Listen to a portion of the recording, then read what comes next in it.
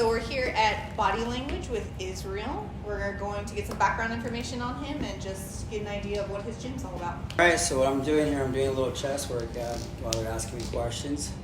Nice. Usually you warm up. You know what? Light, high repetitions, and in a good flow. He's all light. There's like 1,000 pounds. No, in there. it's not. But it's something where you get the blood pumping. You want to make sure and isolate and contract the muscle. Good flow, good range of motion. You know, I have a big routine. It'll last like if I say I'm going to the gym at 2, it's really like 2:45 or 3 because how I prepare myself to go to the gym. You know what I mean? I have to wear certain clothes to make me feel good because I feel if you look good, you train good. You know what I mean? Mm-hmm. So I go by that theory. So as I go, I make my pre-workout. I mentally prepare myself. Might sound strange, but it takes me a while. No, it makes sense. And then I come, I get my workout done, I put my headphones on, and then, I like to start off with high reps, high volume, get the muscle burning, get the flow, Basically a whole range of clients are based on the fitness lifestyle. So there's not one particular, let's say CrossFit, you just come for CrossFit, just bodybuilding, come for bodybuilding. We have a mixture of weight loss, strength training, endurance, stamina. Okay. So our trainers are also specialized on certain bodybuilding or CrossFit or mobility work and all that type of stuff. So we a range of clients, members, and their fitness goals. Okay. And then do you guys do anything with nutrition? Yes, you know what? I do have packages with personal training. So if you guys are involved in joining Body Language, our personal training comes with customized meal plans. So that's really cool. We have a BMI scale that we use to track our results, of course, every month, and we put them on a customized meal plan. Depending on what I see on the BMI scale. Mm-hmm. So let's say if you're trying to lose weight, you know what I mean, everything fluctuates, so I put a meal plan for that. For strength, muscle building, cardio, things of that nature. Yeah. So I'm trying to adapt the meal plan to the personal training.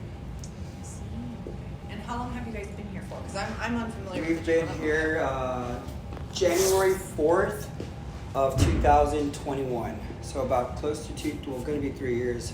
3 years already? About close to. So you guys opened up right around when COVID hit, huh? Yes. Was that hard at the beginning?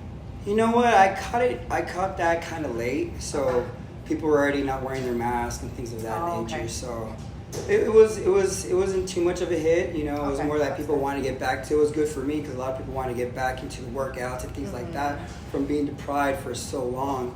So when I opened up more of an exclusive area, more, more just tailor-made to your goals and things of that nature. So people were attracted by that, and we just started off from the bottom, and worked the way up to the top. And that's why we specialize here at Body Language. This is one of my favorite for cable flies. I like to do what's called a 90-degree, so I get in a good weight again. I don't want to go too heavy so fast. I want to get blood in those muscles. So what I do, I got into the rings, I bring them down, I keep my legs shoulder width apart into a 90-degree angle. Oh, this is my favorite. So you just open up the chest, and bring it straight down. 1, 2, just like that, nice and easy. Good flow. Because many people, when they do this type of exercise,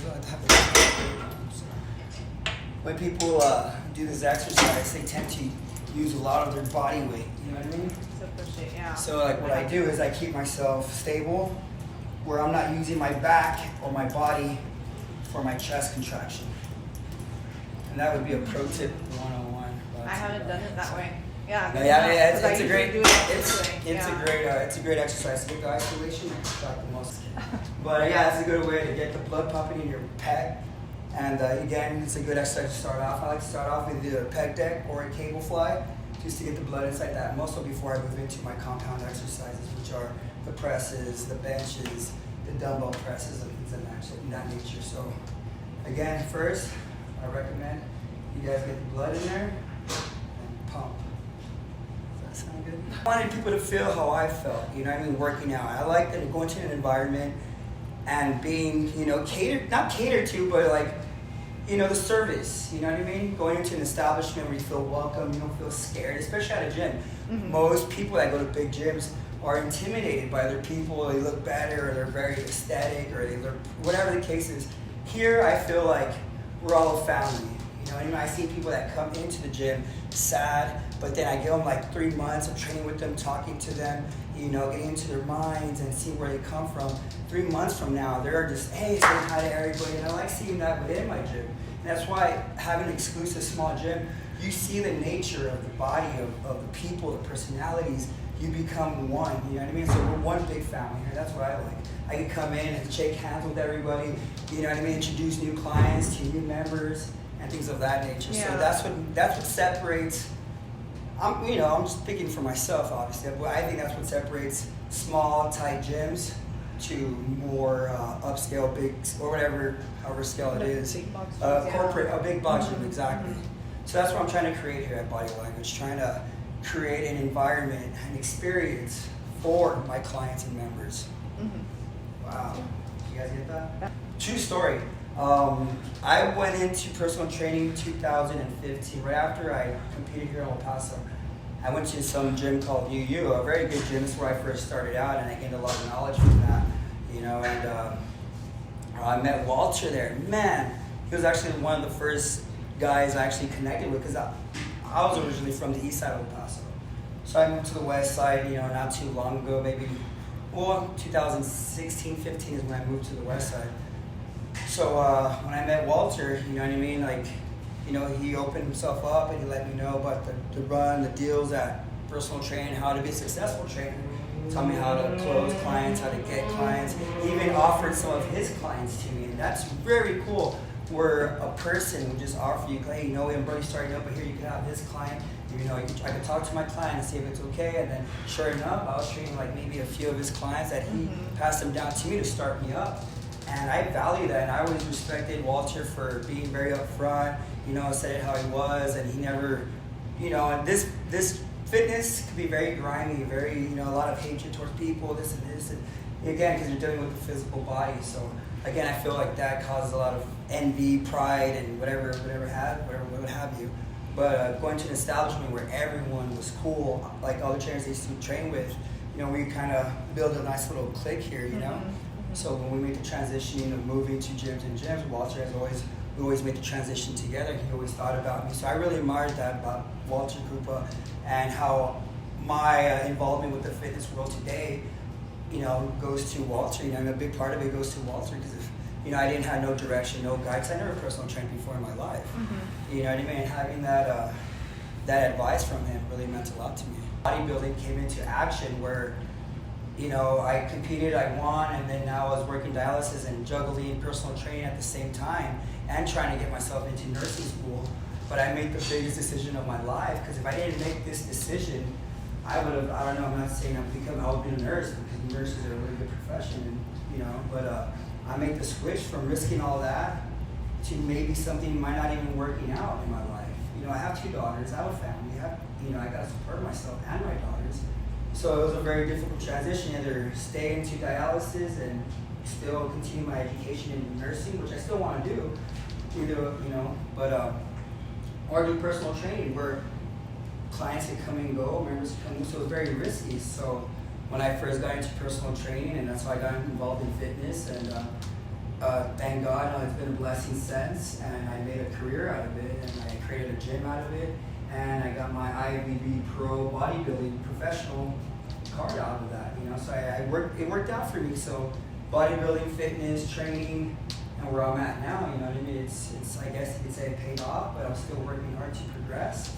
So, and bringing back to my community as far as the gym and whatever impact I could influence you guys, and, you know, and that's basically what I want to do, give back and be a positive, you know, role model, I guess you could say, and give people the hope that they could do whatever they want to do with that passion, drive, and consistency. You know, you could accomplish a lot in life, whatever it is that you want to do, whether it be schooling, gym, or whatever you want to do. My grandpa once told me, whatever you do in life, just be the best. So if you're a drug dealer, be the best drug dealer. If you're a cop, be the best cop. If you're a lawyer, doctor, but be the best. You know, and I took that too hard. I was like, you know what? Whatever I want to do in my life, I want to be the best. You know what I mean? I feel I'm the best. It's my opinion. You know what I mean? I want to focus on growth within myself. and people that are in my connection, family and friends and things of that nature. You know, we all deserve to grow and believe that we're the best. Everyone should believe we're the best. And yeah. Start crying, guys. Let me drink a little bit of LaCroix. All right, so now that I went 25 reps on this, 20 pounds, 25 pounds, I go a little heavier, go to increments of 10. You never want to go increments of 5. It's just a waste of time. Increments of 10. So just want to get that blood in there, you know? You want to isolate and contract that muscle at all time. And a good flow. Everything should be at a good flow. You don't want to do this, this, and this. No, flow. Look at like a symphony playing in my head. I feel like it's Mozart or something beautiful. You know what I mean? And you exhale, you relax, take a couple of deep breaths, you recoup, you look out to the view, and you just think to yourself, I'm blessed. One man could be working out, enjoying the view. My God, this is insane.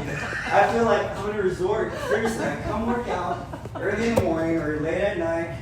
The sunset comes, the sun rises. I feel like I'm in Cancun or Miami or something. Take a look. Is that why you wear the shorts? Yeah. You know what? Here, out there might be cold, but in here, it is hot. The sun just vibes its energy through here. And those are palm trees, right? Yeah, these are palm trees. I installed them myself. I wanted to feel more of a look like I'm in the Caribbean or something. Working out, but no. What I like to do, my sets range from 4 to 7 sets. I love doing high sets and high reps, high value. Again, my legs, I like to do high sets and high reps. I go just a bar. I do that for about 30 reps. Then I slap on some 45s, try to shoot for 20. Then I'll probably slap on a 25 depending how I feel, or another 45. Shoot for about 10, 15 reps.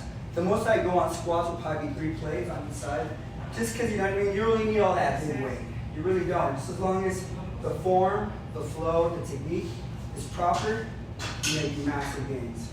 So that's a note that you guys should put in and, you know, really focus on the flow, the contraction of the muscle, and just handle the weight. Don't let the weight handle you. Clients, you know what I mean? When people work out, they stop when they start feeling the burn, you know what I mean? And that's a big no-no, because we gotta chase the burn. I love it when I burn, I just keep on going, I don't even stop. Because that's where you make the true results. That's where the muscles are tearing, everything is growing, you know what I mean? So another one, just, you know, while you're exercising, chase the burn, don't stop when it starts burning or hurting. Well, if it hurts, then yeah, stop and get that checked out. You know, you want to be safety first, right? Safety first. So you got to make sure and flow with the muscle. The brain is good, and it's good. Push yourself. Remember, in life, you got to push yourself. No one's going to push it for you. Fitness, all the dedication and consistency that one puts into looking good or staying healthy. You know, there's people that come in at 5 in the morning every day, busting their butt, watching what they eat, being very consistent and, you know, determined to get that weight loss or to get that muscle gain. But imagine applying all that energy to other things in your life. Waking up early, doing school, doing your homework. Once you get the homework assigned, you just do it and finish it. You know what I mean? All that, even being a father, a son, a brother, a better parent, or whatever the case is, just giving all that dedication you would do in a gym, do it in your lifestyle. You know what I mean? Not just your hobby or something that you're passionate about. You could apply all that to different aspects of your life. Again, there's many ways where fitness, it's a good outlet, you know what I mean, for many things in life, you know. There's people that come here depressed or sad, and that's what I'm trying to say when I see clients that, you know, they come in, they want to sign up, but they're like, but then, you know, you sense them, you know what I mean? And here at personal training, I just don't go, okay, work out, do this. I'm here sitting on the treadmill on my phone, all right, do this, do that. I don't believe in that.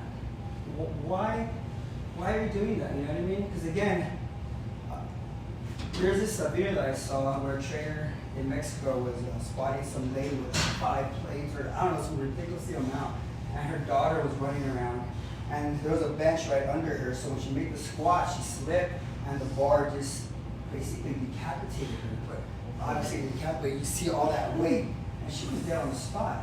even as a trainer, our jobs are very are serious. They're very, you know, we have to be on our top 10 because we're dealing with the human body.